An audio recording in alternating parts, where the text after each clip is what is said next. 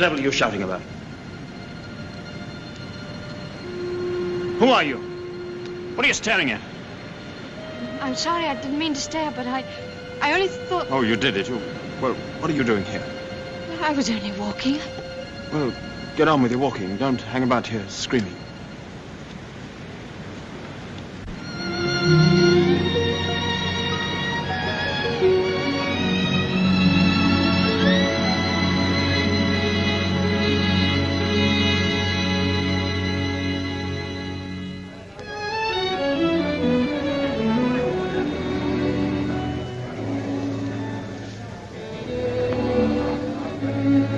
I'll never come to Monte Carlo out of season again. Not a single well-known personality in the hotel.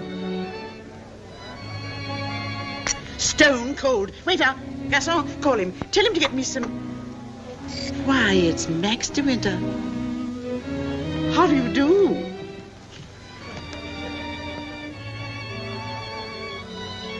How do you do? I'm Edith Van Hopper. It's so nice to run into you here, just when I was beginning to despair of finding any old friends here in Monte. But do sit down and have some coffee. Mr. De Winter's having some coffee with me. Go and ask the stupid waiter for another cup. I'm afraid I must contradict you. You shall both have coffee with me.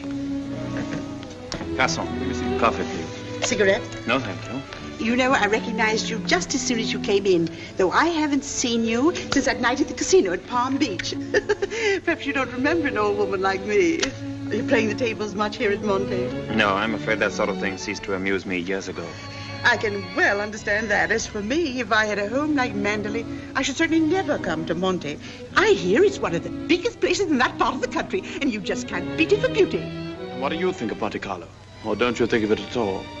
Oh, well, I think it's rather artificial. She's spoiled, Mr. De Winter. That's her trouble. Most girls will give their eyes for a chance to see Monte. Wouldn't that rather defeat the purpose? Now that we've found each other again, I hope I shall see something of you. You must come and have a drink in my suite. I hope they've given you a good room. The place is empty, so if you're uncomfortable, mind you make a fuss. Your valet is unpacked for you, I suppose. I'm afraid I don't possess one. Perhaps you'd like to do it for me. Well, I hardly think... perhaps you could make yourself useful to Mr. DeWitt if he wants anything done. You're a capable child in many ways. That's a charming suggestion, but I'm afraid I cling to the old motto. He travels fastest who travels alone. Perhaps you've not heard of it. Good night. What do you make of that? Do you suppose that sudden departure was intended to be funny? Come, don't sit there gawking. Let's go upstairs. Have you got the key? Yes, Mrs. Van Hopper.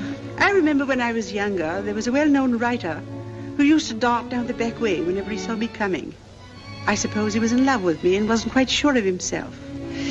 Well, c'est la vie. By the way, my dear, don't think that I mean to be unkind, but you were just a teeny-weeny bit forward with Mr. De Winter. Your effort to enter the conversation quite embarrassed me, and I'm sure it did him. Men loathe that sort of thing. Oh, come, don't sulk. After all, I am responsible for your behavior here. Perhaps he didn't notice it. Poor thing. I suppose he just can't get over his wife's death. They say he simply adored her.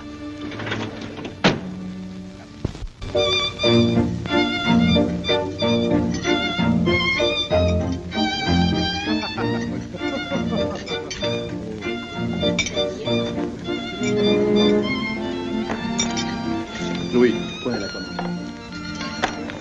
Oh, how awkward of me. Oh, what a stupid thing to do. Oh, I'm so sorry. Please don't bother. It doesn't really matter. Oh, leave that. Go and lay another place at my table. Mademoiselle will have lunch with me. Oh, but I couldn't possibly. Why not? Oh, well, please don't be polite. It's very kind of you, but I'll be all right if they just change the cloth. I wasn't being polite. I should have asked you to have lunch with me, even if you hadn't upset the vase so clumsily. Come along. We needn't talk to each other if we don't feel like it. Well, thank you very much.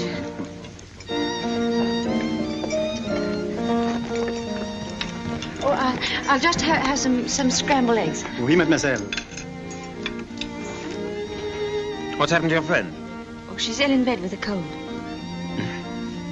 I'm sorry I was so rude to you yesterday. The only excuse I can offer is that I've become boorish through living alone.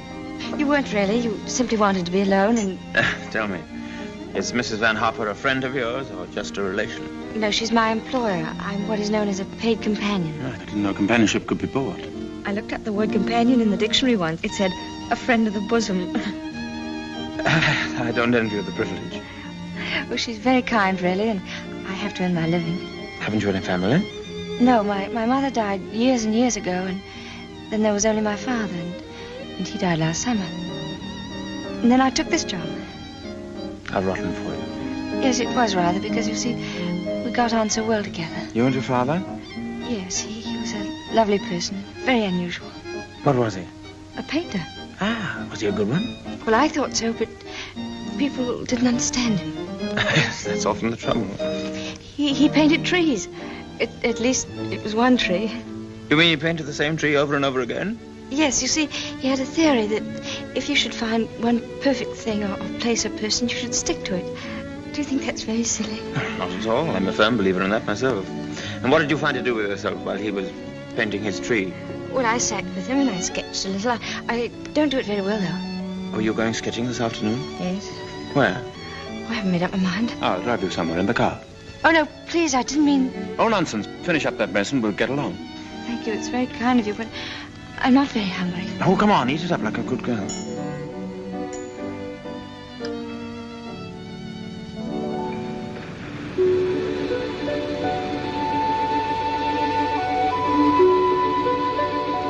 If you've taken long enough for that sketch, I shall expect a really fine work of art. Oh, no, don't look at it. It's not nearly good enough. Well, it can't be as bad as all that. Now, don't rub it all out. Let me see it first. Well, it's the perspective. I never can get it right. Let me see. Oh, dear. Tell me, is it the perspective that gives my nose that curious twist in the middle? Well, you're not a very easy subject to sketch. Your expression keeps changing all the time. Does it? Well, I'd concentrate on the view instead if I were you. Much more worthwhile. Rather reminds me of our coastline at home. Do you know Cornwall at all? Yes, I went there once with my father on holiday. I was in a shop once, and I saw a postcard with a beautiful house on it right by the sea. And I asked whose house it was, and the old lady said, "That's Mandalay." I felt ashamed for not knowing. And Mandalay is beautiful. To me, it's just the place where I was born. I've lived in all my life. Now, I don't suppose I shall ever see it again.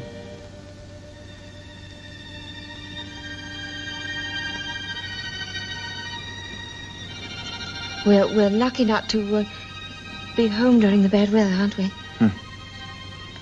I can't ever remember enjoying swimming in England till June, can you?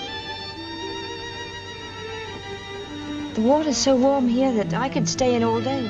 There's a dangerous undertow, and there's a man drowned here last year. I never have any fear of drowning, have you?